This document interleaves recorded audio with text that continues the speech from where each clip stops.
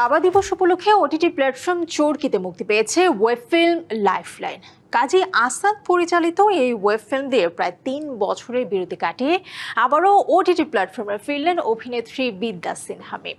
মিম ছাড়াও এতে অভিনয় করেছেন খায়রুল আলম সবুজ, রেজওয়ান পারভেজ সহ অনেকে। প্রকাশের পর থেকেই দর্শক প্রশংসায় ভাসছে লাইফলাইন। 25 জুন হয়ে গেল ওয়েব ফিল্মটির বিশেষ এক প্রদর্শনী, যেখানে হাজির হয়েছিলেন লাইফলাইনের কলাকুশলীরা। সেখানে আয়োজনে ওয়েব ফিল্মটি নিয়ে নানা অভিজ্ঞতার কথা জানান তারা।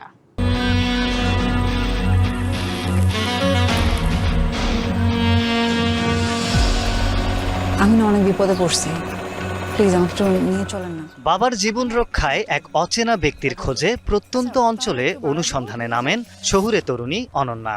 এই অভিযানে তার সঙ্গী হয় কোরবান নামে এক বাইকার যুবক। যাত্রাপথে নানা চ্যালেঞ্জ ও অপ্রত্যাশিত ঘটনার মুখোমুখি হন তারা। সত্য করে আপনার সমস্যাটা কি? এমনই এক গল্পে বাবা দিবস উপলক্ষে ওটিটি প্ল্যাটফর্ম চরকিতে মুক্তি পেয়েছে ওয়েব ফিল্ম লাইফলাইন। কাজী আসাদ পরিচালিত এই ওয়েব ফিল্মটিতে কেন্দ্রীয় চরিত্রে অভিনয় করেছেন বিদ্যা সিনহা মিম। বিশেষ প্রদর্শনীতে এসে আবেগ ঝরল এই অভিনেত্রীর কণ্ঠে। ডিফারেন্ট গল্পের কাজ, কিন্তু এইটার যে গল্পটা, এটা আসলে আমাদেরই গল্প, এটা আমাদের পরিবারেরই গল্প। ভাইয়া আমার কাছে গল্পটা নিয়ে আসে। Presenting Walton Crystal Series. Switch to premium. Switch to Crystal. So গল্পটা শুনেই আমি বলে দিয়েছিলাম যে আমি কাজটা করব, এবং তারপর তো আমাদের জার্নি শুরু হলো। যেই জায়গাগুলো, লোকেশনগুলো দেখেছিলাম এবং যেই লোকেশন আমরা শ্যুট করেছিলাম, তারপরে গিয়ে ভাইয়াকে আমি বললাম যে না, আসলে আমাদের গল্পের জন্য এইরকমই একটা লোকেশন দরকার ছিল। অনন্যা চরিত্রের মধ্য দিয়ে দর্শক দেখতে পাবেন সময়, সংগ্রাম এবং আত্ম অনুসন্ধানের এক ভিন্ন গল্প। নির্মাতা জানান, ব্যতিক্রমী এই গল্পের ভাবনাটা এসেছে তার ব্যক্তিগত জীবনের ঘটনা থেকে। এই গল্পটার আইডিয়াটা হচ্ছে মাহমুদুল হাসান টিপু ভাইয়ের। উনি উনার পার্সোনাল লাইফে এক ধরনের মেডিকেল কন্ডিশনের মধ্যে দিয়ে গিয়েছেন, আমার খুব কাছের বড় ভাই। তো ওই জার্নিতে উনার আসলে একটা এক্সপিরিয়েন্স হয়েছে এই হসপিটালের।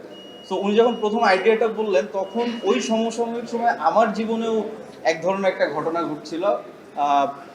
আমার শ্বশুর বেসিক্যালি একজন ক্যান্সার সার্ভাইভার, উনি এখানে আসতেন হয়তো। তো আমার স্ত্রী বেসিক্যালি আমার শ্বশুরকে নিয়ে গত 2-3 বছরের ওর যে জার্নি, এই পুরো ব্যাপারটা আমাকে হয়তো ব্যাক এন্ডে আসলে খুব ইন্সপায়ার করছে এই গল্পটা বলার জন্য। মিম ছাড়াও এতে গুরুত্বপূর্ণ চরিত্রে অভিনয় করেছেন খায়রুল আলম সবুজ, রেজওয়ান পারভেজ, আখমা হাসান সহ অনেকে। লাইফলাইন নিয়ে অনুভূতি জানান তারা।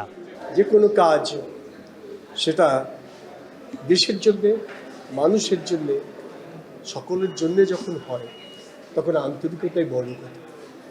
আমি যেটা মনে ভাবি সেটাই বলছি, সেটাই বলছি। ডিরেক্টর এখানেই দাঁড়ানো, সে আমাকে এমনভাবে বলছে যে এই ক্যারেক্টারের জন্য আমি প্রথম আপনাকেই ভাবছি এবং আপনি এটা করবেন। তো আমি বলবো, আমি আমার নিজেকে বলবো, আমি এক হিসাবে সৌভাগ্য। আমার মাথায় একটা জিনিস ছিল যে বাইক রাইড করে পারফর্ম করা ইটস রিয়েলি ডিফিকাল্ট। তার উপরে বাংলাদেশের একজন সুপারস্টার আমার সাথে থাকবেন, তার যদি কোনো ক্ষয়ক্ষতি হয়ে যায় বাইক অ্যাক্সিডেন্টে, তো এই দায়ভার এটা আমাকে আজীবন পস্তাইতে হবে আর কি। তো এই জন্য আমি খুবই সতর্ক ছিলাম এবং সেই ইয়েটা করেছিলাম। বাট 2-1 দিন পরে আসলে আমরা অভ্যস্ত হয়ে গিয়েছিলাম এই রাস্তার সাথে।